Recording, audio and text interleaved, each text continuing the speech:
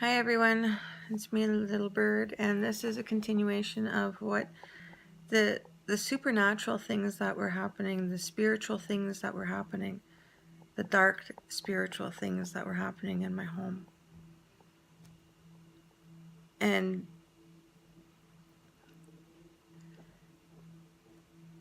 my mom, after seeing her grandchildren do that, like to jump out of bed and warning her that there was a man in the house, she didn't want to go back downstairs. And then I had seen who I thought was my husband.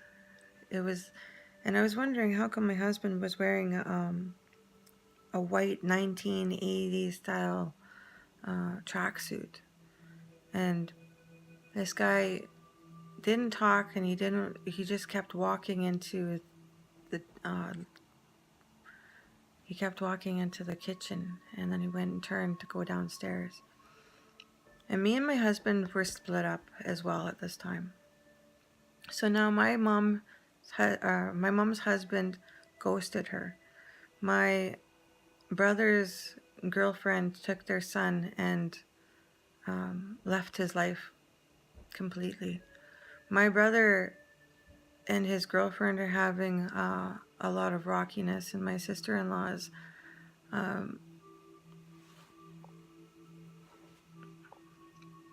she's trying to pull the wool over my brother's eyes by saying she's a masseuse, and she's giving sexual favors to men and in their home,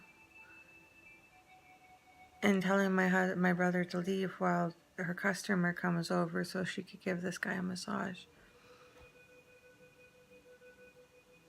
And so my brother is going through his own emotional distress.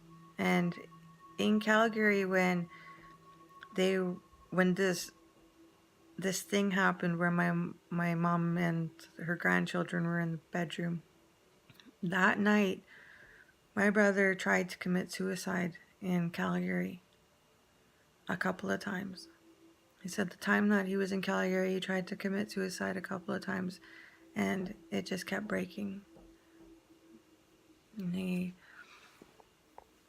ended up coming back home, and this one night, my brother was thinking about his actions in Calgary, and he said it didn't make any sense to him why these thoughts were so intense at that time, and then all of a sudden they're okay. He's okay again. So he is sitting on his windowsill in his bedroom, and he is looking out into the backyard, and he is looking up at the stars and the moon and the trees. And then he's seen something in the backyard. So he comes running downstairs, and he knocks on the door that joins our two suites together. I answer it, and he's like, "Bets, I need you to go outside with me." He's like, there's some guys digging in your backyard. And I was like, "What? They're digging in my backyard?" And he goes, "Yeah, there's two guys, they're digging over by the tree. You know, that big tree that's in the backyard?" He goes, "There's two guys that are digging there. So I'm going to go around one way, and then I'm going to scare them so that they'll run towards you. I want you to stop them, startle them, right? So you go one side of the house, and I'll go on the other side of the house." And I thought, my brother's freaking losing it. Right? Because he's going to send two men towards me. That's what I'm thinking. Like, how am I going to stop them? So I went on the side of the one side of the house, and he went running around the other side of the house, and then he comes running towards me, and he's like, "Where'd they go?" I was like, "Where'd who go?" And he goes, "There was two guys that ran this way." I said, "There was nobody that ran this way. You're the only person that ran this way, Calvin." We went and sat on the front steps, and he was like, "I don't know what's going on. Sis, I don't know what's going on." And that's when he told me about what he had done in Calgary. And Then he went and told me about what he had seen, like why he was on the roof out his window, and why he had seen, how he had come to see these guys digging. And he says, none of this makes any sense. It was everything that's happening to me, and I'm telling him, Calvin, you should just leave her. She's not causing you anything good. You've never been on drugs before. I know what's going on. I know how she's getting her money. And I don't understand why you're putting yourself through all of this stuff. He said, because I love her. He goes, I know that she's going to be the mother of my baby. It's like, okay. I said, well, what did you see anyway? He said, I was out on the balcony, I was out on my windowsill, and I'm sitting there, and I'm looking at the stars and the moon and stuff. He goes, and then I walked out and a couple of steps, and I'm gonna go and sit down on the roof. He said, when I was standing up, I looked down, and there was two guys digging a hole by the tree. And he goes, but come and look at this. He goes, that's the thing that doesn't make any sense. He goes, this is, and he goes over to the tree, and he's standing on this concrete slab, and he's like, this is where they were digging. But it wasn't, this wasn't here. He's like, I would have seen the gray from the concrete. He goes, but it wasn't, it was a hole. They were digging a hole. And I was like, whoa. So that's really, really weird. So because when Brian was still here, I was looking for his stash when I was still using. I was looking for his stash, and in the rafters above our bedroom, there was these old porno magazines from the 80s, from like 1981 to 1983. And they were folded in half. There was 3 of them. They were folded, and there was a knife, a long knife with a wooden handle that was wrapped up in a pair of girls' underwear. And he was like, what?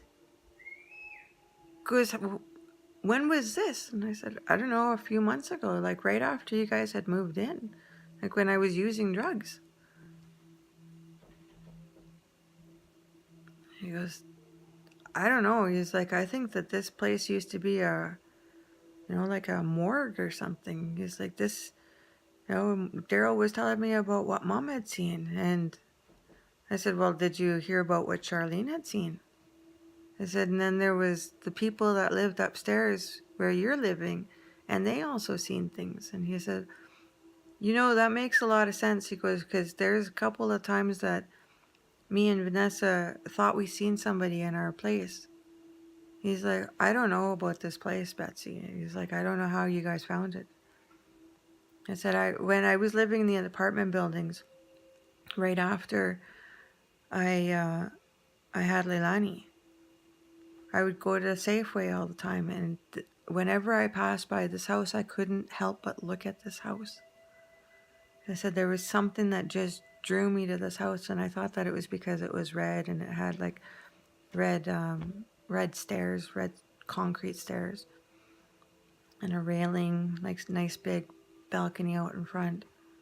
It was filled with trees. There's lots of trees, lots of greenery. And he said, maybe it was the spirits that were in here. Because maybe they were, you can feel spirits. He's like, people can. And I was like, I can't feel spirits. I can't. That's bullshit. And then I told Calvin about what had happened.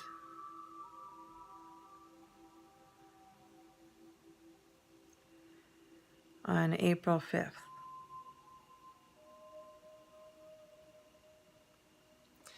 So on April 5th, Or not April 5th, it was January 5th. It was when GSTs came out, and it was winter. This day,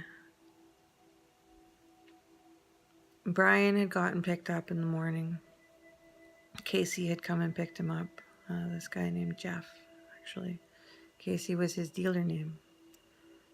And the two of them had left.